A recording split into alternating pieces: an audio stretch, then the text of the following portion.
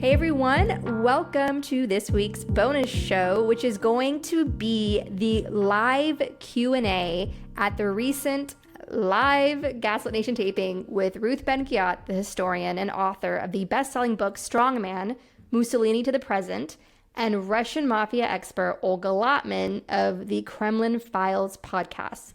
So these are questions from our wonderful audience who was there on an extremely stormy night. Like the time people had to leave their homes in New York City to come over to this bookstore on the Lower East Side, it was torrential rain. And people did that to come together and fight crime. And I want to thank you all so very much. It was such a thrill and honor to meet you all. And now here are the questions from our audience. But first, I want to just share some quick announcements. I got some things to say about Fox News because I recently had a conversation with someone who used to work at Fox News for many years, and I'm going to gloriously spill that tea for you because I think the insights are very valuable and it's stuff we all have to keep in mind, fighting like hell for our democracy going into 2024. So if you want that hot gossip, we're going to be sharing it live with you on Instagram at 4 p.m.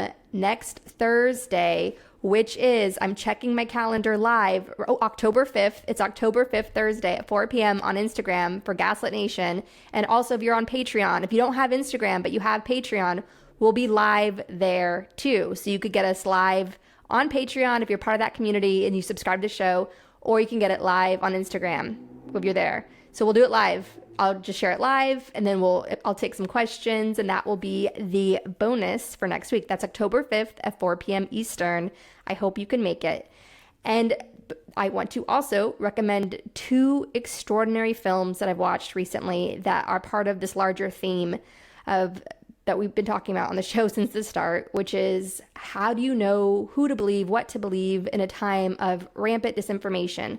The way you ground yourself in the truth is prioritizing the most vulnerable, the people who are most vulnerable, the people caught in the middle of all these forces we're up against.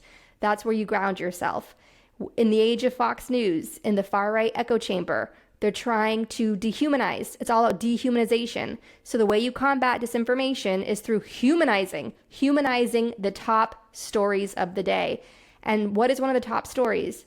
Migrants, refugees, right? The big flood of brown people coming from the Middle East and Africa and from the southern border who are going to rape your daughter and have mixed race babies that are going to populate the earth and this big browning of the earth, right? That's the fear, the white genocide, the white replacement theory. That's literally what we are up against with Donald Trump basically being a shoo-in.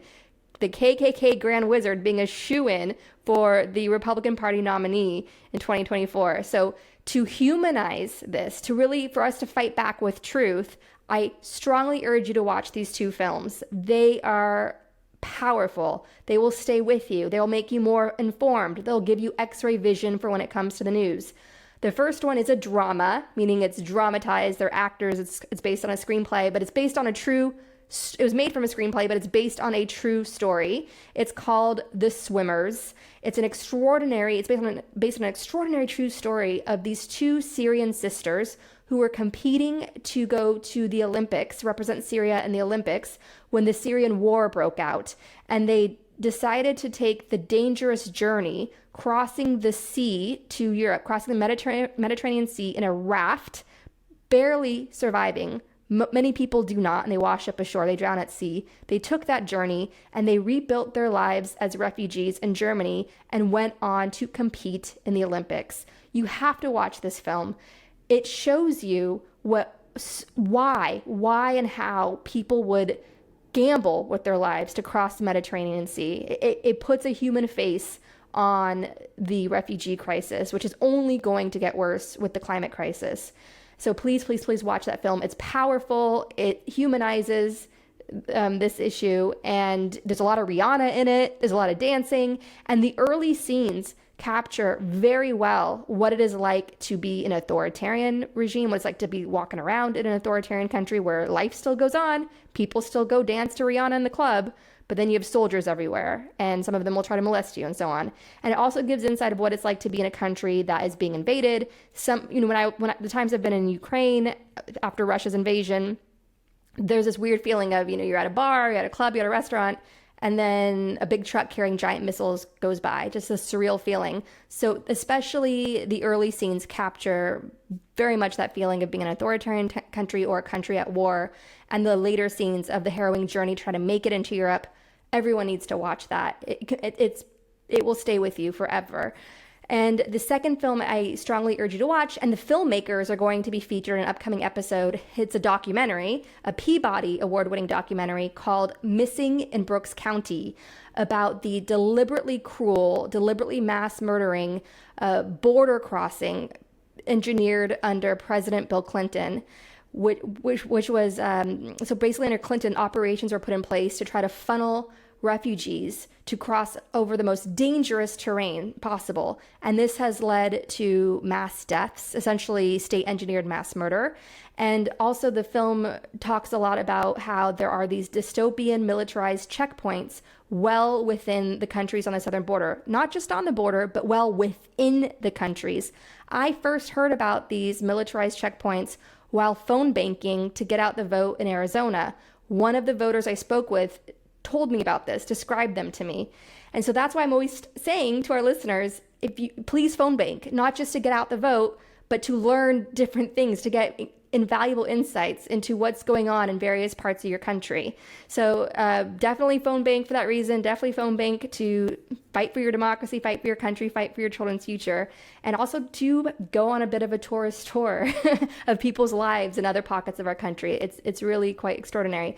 So that film, Missing in Brooks County, the filmmakers will be on the show. They walked through some common sense solutions on how to fix the border crisis. Right now, the border crisis is intentionally engineered for max cruelty. It's ran by wannabe cowboys, wannabe militias, a bunch of meatheads, when really what needs to come in are a bunch of good managers and smart, transparent systems and a policy of humanity that would actually make the American government money and raise tax revenue. So for instance, one of the filmmakers mentioned a solution of, if these refugees are coming to the border and they're escaping unimaginable violence, unimaginable terror, countries where you can't even fix up your front porch that's broken because that would alert the local crime gangs, the local mafia that you have money, and then they'll kidnap someone in your family, hold them for ransom and torture them, kill them, and you might not see them again because they're shaking you down. That's what it's like to live in some of these countries where they're full-blown violent mafia states, or there's a widespread famine engineered by a Russian-backed dictatorship like in Venezuela and so on. And so what these desperate people are trying to do is they will give money to a coyote, a smuggler. So why not just have that money that they would otherwise give to a smuggler be used as a bond on the border, and then they're allowed to come into the United States. They're given a work visa so they can go straight to work, and they won't have any fear, and they will then be lawfully obligated to pay their taxes, being here on a work visa, and that raises tax revenue. That fills one of the 9 million available jobs right now, and so on. And they're allowed to go back and forth, go back home, deliver money and so on, and have it basically a border like in the European Union, right? And I know the Fox News hooligans are going to pull their eyeballs out and be like, oh my gosh, look at this hairy feminist lefty with a podcast saying that they want open borders. But by having open borders, somebody needs to say it. Somebody needs to normalize this, because it really is financially in the U.S.'s best interest.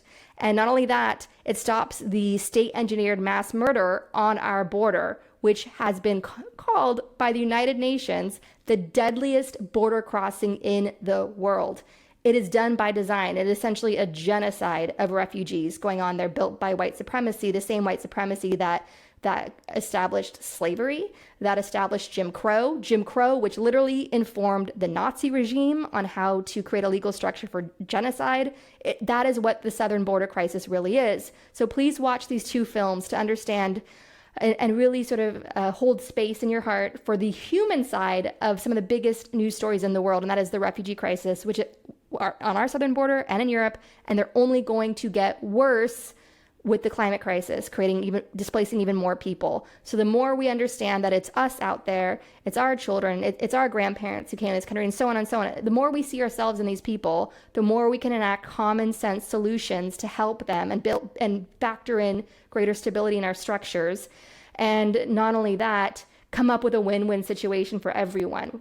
Mass murder, the status quo, that's not an inevitable solution. That's one that's deliberately chosen for max cruelty. And now that needs to be undone. And we need public officials with moral courage to help us with that cultural shift, help us rethink things and normalize a more common sense system that keeps people alive and keeps families together. So please watch these two films, The Swimmers and Missing in Brooks County.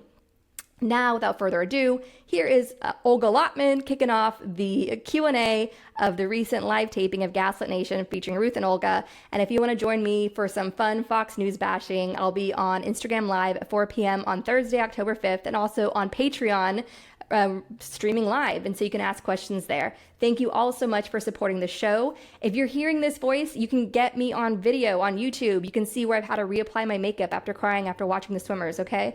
So you can see this video over on YouTube, the first 10 minutes, and the rest is just audio only. And thank you all for your support of the show. We could not make Gaslit Nation without you. So the question was for the recording, Prigozhin is dead. Yay! And Kadyrov maybe sick, dying. Do you see that as Putin weakening? This is actually a tough one because the day everything happened with Prigozhin, my phone was blowing up from media trying to get an answer. Celebration text. No, I have a very different view. I personally am still hesitant as to whether Prigozhin is dead. I mean, I just cannot picture him and Utkin and the whole top leadership of Wagner getting on a plane in Moscow, knowing the threat to them. And I mean, Utkin, who is the real founder of Wagner, he's a lieutenant colonel for GRU, so he's had the best training. Plus, they've toppled governments in Africa. It's yet to be seen, but when you look at the bigger scale, yes. In September of last year, when Prigozhin publicly started attacking Russia's defense ministry, going after the defense minister, joint chiefs, this one, that one, and pretty much going after the elite, the oligarchs, you saw the fractures growing. And these fractures continued growing and growing and growing. And what it demonstrated was not that Prigozhin, because in Russia you can't just open your mouth and decide to, I mean, the things that he was saying would have had anybody executed in normal time.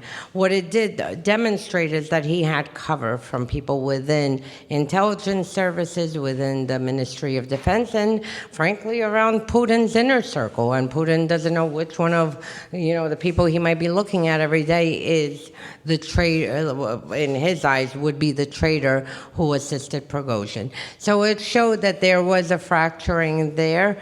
And there were many fractures that have been happening between ethnicities inside of Russia. So you see every month it's weakening and weakening and weakening. With Kadyrov, again, that's another one because this is Russia and they're like a house of cards. There are rumors he's dead, but he did the same thing a few months ago. And what Russian leaders are known to do is to put out rumors that they're dead or sick or surgery or whatever to see if there are any movements around of people trying to take power. So for all we know, that is what it could be happening. Apparently then he taped the video, walking through the rain and saying that, no, I'm not dead and, here I am. We don't know, but regardless, for them, it's like with Trump. The more Trump has to try, the less weaker he is. The more if they had things under control, we wouldn't be seeing this. And honestly, obviously, I speak Russian and follow, all their media and Telegram. And like I joke because during the Soviet Union, the CIA and MI6 would do anything to get a peek of inside of what was happening. Now all they have to do is go on Telegram and you just see this huge shit show and everyone fighting. And as long as it continues, it's going to get worse. And the way it's going to escalate is by Ukraine continuing to win, because that's how it started when Ukraine had a successful counteroffensive last year. Russia was humiliated, the nationalists were humiliated, and then you saw these fractures growing and growing and growing.